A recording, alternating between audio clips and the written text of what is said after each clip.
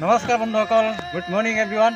আজি আপোনালোকে লৈ আহিছে এখন নতুন ঠাই মানে মই আগতে তেনেকৈ দেখা নাই বা কেনেকৈ বনায় বস্তুখিনি, ইটাখিনি কেনেকৈ বনায় মানে আমাৰ ঘৰখিনি পকা হৈ যায়, পকী ঘৰটো কেনেকৈ আমি সৃষ্টি কৰোঁ, কিমান মানুহৰ কষ্ট ইয়াৰ মাজত আমি দেখুৱাবলৈ চেষ্টা কৰিম। বলক আজিৰ ভিডিঅ'টো আমি আৰম্ভ কৰোঁ।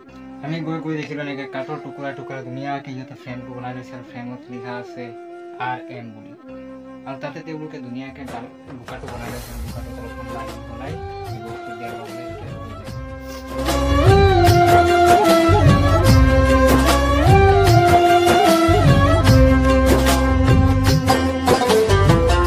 বিষাদ বেদনাই বুকুতে খুলিয়াই এইটো পুৰা মোৰ সময়ত আমাৰ বছ খোজকাঢ়ি গৈ আছে ইটা বনাই কেনেকৈ চাবলৈ।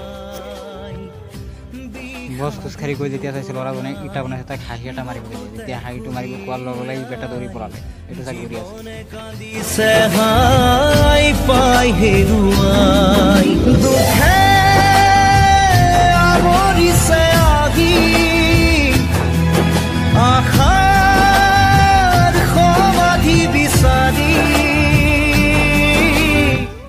আৰু পানীটোত আইৰণ হোৱাৰ কাৰণে তেওঁলোকে চাগে আমি আচলতে ঘৰত তেনেকৈ ফিল্টাৰ বনাই খাব লাগে, ফিল্টাৰ নকৰাই তাতখিনি ফিল্টাৰ কৰি খাই।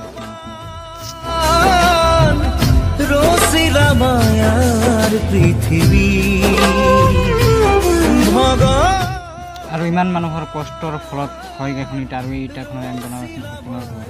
আপোনাৰ কেনেকুৱা ঘৰ সাজিবলৈ মন আছে প্লিজ কমেণ্ট কৰি জনাব। ধন্যবাদ।